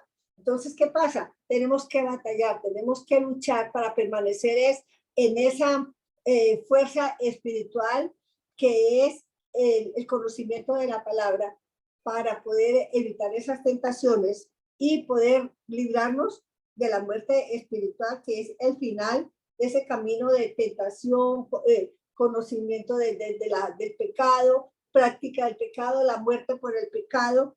Entonces, allí volver otra vez a empezar el camino es lo duro. Entonces, hermano, yo creo que esta parte, el Señor es sabio al decirnos que él no nos manda la tentación, son nuestras propias concupiscencias o nuestras propias maneras de comportarnos en la vida que nos llevan a esas tentaciones y por ende al camino que ya hemos hablado. Entonces, evitémosla. Si somos cristianos, si conocemos la palabra, pues pongámosla en práctica en nuestra vida para que cada día podamos buscar una mayor perfección espiritual. Sigue en el 16, dice, amados hermanos míos, no erréis. Toda buena dádiva y todo don perfecto desciende de lo alto, del Padre de las luces, en el cual no hay mudanza ni sombra de variación. Él, de su voluntad, nos hizo nacer por la palabra de verdad para que seamos primicias de sus criaturas. Esta es una palabra que nos da mucha fortaleza, nos da mucha esperanza, porque es que buscando el don perfecto vamos a tener dicen que proviene del Padre de las luces, en el cual no hay mudanza ni sombra de variación. Dios es el mismo ayer, hoy y siempre. Entonces tenemos que batallar, hermano. La vida cristiana, yo digo, es un camino donde hay lucha diaria, unas veces más fuertes que otras, pero que si no alcanzamos esas victorias, hermano, perdemos la guerra y entonces el enemigo es el que nos atrapa. Algo que me llama mucho la atención de este primer capítulo es la diferencia entre adopción y engendramiento. Sucede que en nuestro idioma español existe la palabra paternidad, pero no existe la palabra hijitud. Sí, paternidad es lo que yo recibo de mi papá, pero hijitud es cuando yo soy hijo de un papá. Hijitud, eso no existe en nuestro idioma. Existe en otras lenguas, en otros idiomas, sí existe el término hijitud. Entonces, por eso en algunos pasajes de la Biblia se habla de que hemos sido adoptados, pero es incorrecto porque no existe la palabra hijitud en castellano, en el idioma español en el que hablamos nosotros. Entonces nosotros no es que hayamos sido adoptados. Me gusta mucho aquí, pastora, puede leer Santiago 1:18, porque una cosa es ser engendrado y otra cosa es ser adoptado. Sí, señor. El 18. Dice, Él de su voluntad nos hizo nacer por la palabra de verdad para que seamos primicias de sus criaturas. Hermano, por eso yo digo que el que está en Cristo tiene que ser una nueva criatura. Es Bueno. decir, renunciar, morir a lo que éramos hasta ese momento para poder nacer de nuevo en Cristo Jesús. A mí me llama mucho la atención en Juan capítulo 1, versículo 13, creo que sí, porque el 12 es más a los que le recibieron, a los que creen en su nombre les dio potestad de ser hechos hijos de Dios. Luego dice, y no por voluntad de varón, porque nosotros nacemos por voluntad de papá y mamá, físicamente, pero espiritualmente nacemos por voluntad de Dios a través de su Espíritu Santo cuando aceptamos la sangre de Jesús en nuestra vida. Entonces, si la aceptamos es porque estamos renunciando a esa vida anterior. Y cada día tenemos que mantenernos en esta vida espiritual, que es la que nos lleva de triunfo en triunfo, de gloria en gloria, que es lo que nosotros estamos buscando cada día. Y por eso dice, para que seamos primicias de sus criaturas. En esta versión, que es la Biblia textual 4, dice, según su voluntad nos engendró, la palabra es engendró, con la palabra de la verdad. Amén. Para que seamos primicias de sus criaturas. Una cosa es ser engendrados como hijos y otra cosa es adoptados. Lo que pasa es que no existe la palabra correcta para hablar de hijitud. Este término hijitud no existe en el castellano. ¿Sí? No existe en el castellano. Así como existe paternidad, que es así como existe la relación con nuestro papá, o con nuestra mamá. Existe la palabra hermandad entre hermanos, pero no existe la palabra hijitud. ¿Sí? De hijo padre. Hermano, pero mire, yo en este momento me viene a la mente, es que cuando decimos adoptados, es porque como cuando viene un niño que es de otra persona, pero que es huérfano, digamos, y papá y mamá lo adoptan como hijo, le están dando esa diferencia de que aunque no es de su propia sangre, pero en el amor que ellos sienten por ese pequeño que no tiene familia, lo aceptan. Pero no es lo mismo que los que han sido engendrados por ellos mismos en amor, los hijos legítimos. Pero correcto. Entonces, espiritualmente, somos engendrados, porque es que el Señor nos hace nacer de nuevo, hermano. Correcto. Espiritualmente no somos adoptados, espiritualmente somos engendrados. ¿Por qué? Porque, hermano, cuando morimos a la vida anterior, cuando aceptamos la sangre de Cristo que cubre nuestro cuerpo, ya no es la sangre nuestra, es la sangre de Jesús que nos cubre y que corre por nuestras venas para mantenernos siempre en ese estado de bendición. Pastora, y eso es lo que tenemos que entender. Usted se me volvió evangelista, usted habla como hablan los evangelistas. Vamos a terminar. Usted habla como evangelistas, en cada pasaje quiere evangelizarme o evangelizar a los que nos están escuchando. Bueno, vamos a la última parte. Vamos a la última parte, pastora. Sí, hermano. Se me ocurrió aquí Santiago.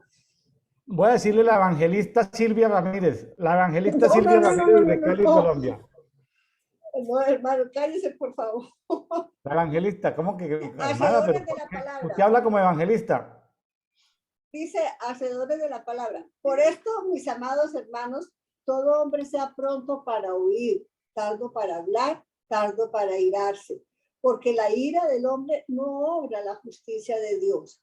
Por lo cual, desechando toda inmundicia y abundancia de malicia, recibí con mansedumbre la palabra implantada, la cual puede salvar vuestras almas. Pero sed hacedores de la palabra y no tan solamente oidores, engañándoos a vosotros mismos. Porque si alguno es oidor de la palabra, pero no hacedor de ella, este es semejante al hombre que considera en un espejo su rostro natural, porque él se considera a sí mismo y se va y luego olvida cómo es. Mas el que mira atentamente en la perfecta ley, la de la libertad, y persevera en ella, no siendo oidor olvidadizo, sino hacedor de la obra, este será bienaventurado en lo que hace. Si alguno se cree religioso entre vosotros y no refrena su lengua, sino que engaña su corazón, la religión del tal es vana. La religión pura y sin mácula delante de Dios el Padre es esta: visitar a los huérfanos y a las viudas en sus tribulaciones y guardarse sin mancha del mundo. Bueno, cuénteme lo siguiente. Versículo 27. ¿Cuándo fue la última vez que usted visitó a un huérfano? Un huérfano, no hermano, hace ratico. Bueno, Huérfano, sí, huérfano. siguiente pregunta. ¿Cuándo fue la última vez que usted visitó a una viuda en tribulación? Sí, es así, hace unos 2 meses, que me tocó incluso cuando murió mi cuñado, fui para apoyar a mi cuñada y los sobrinos de mi esposo, porque no conocen de Dios, hermanos, los tengo en mis oraciones y les llamo y les hablo y les muestro que el único camino es Jesucristo, pero ellos son, como era mi suegra, pero mi suegra alcanzó la salvación, gracias a Dios. Ellos, como decimos nosotros, trancados y retrancados por dentro y tirada la llave en el lago en el catolicismo. Mi concuñada me dice, ayer hablaba con ella y me dio oportunidad de darle, y como decimos nosotros, lanzarle los dardos, pero no del diablo, sino los dardos de la palabra, porque yo le decía, es que tú vas bien, porque Dios está contigo.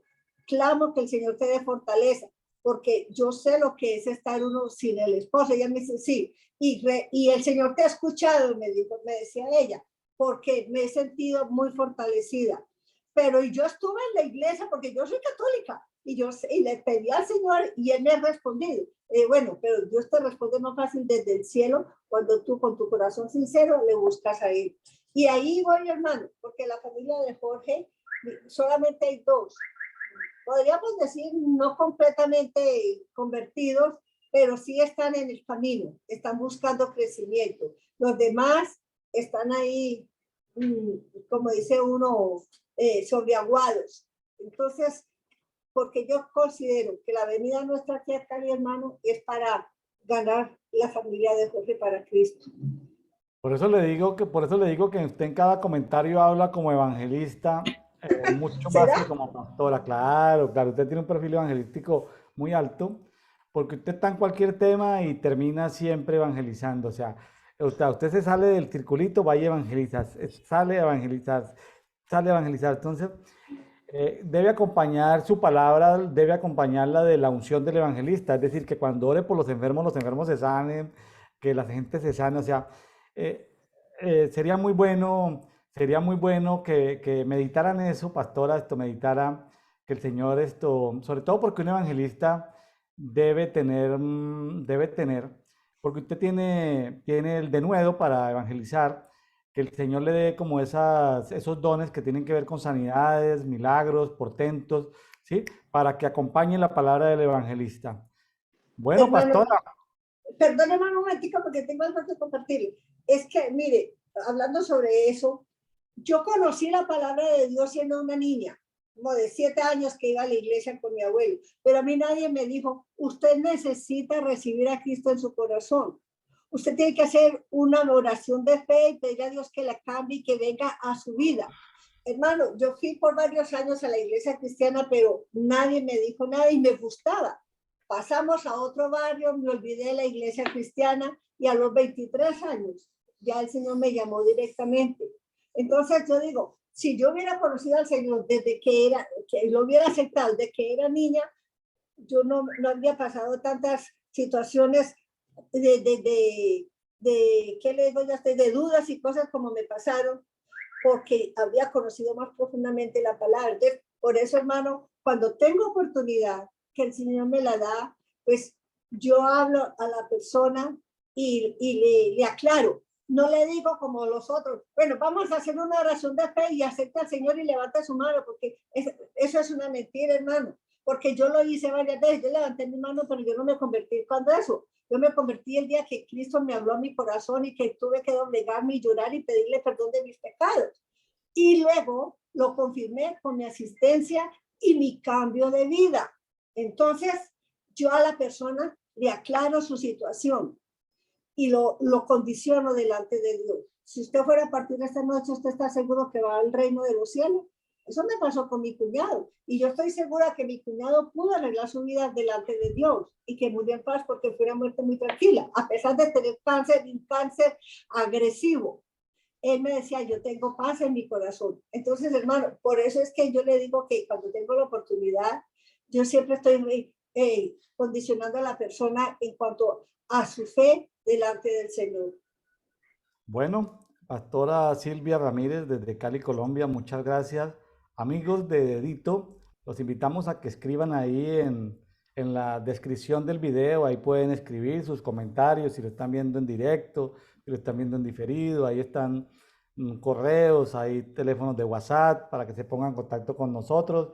Dios les bendiga, Dios les guarde, nos vemos el día de mañana en un nuevo devocional diario para todos. Pastora Silvia, muchas gracias, bendiciones a toda la familia, saludos a todos los amigos de Cali, Colombia. Gracias, gracias, mi hermano. Igualmente, saludos a todos mis hermanos allá en México, tengo algunas familiares también. Espero en el Señor poder llegar, voy a mandarles este programa para que ellos puedan empezar a ver si abren su corazón a Cristo para un nuevo cambio de vida. Feliz día y saludos para la hermana Sarita. Bueno, gracias, saludos hermano. a los amigos familiares de Silvia Ramírez en México.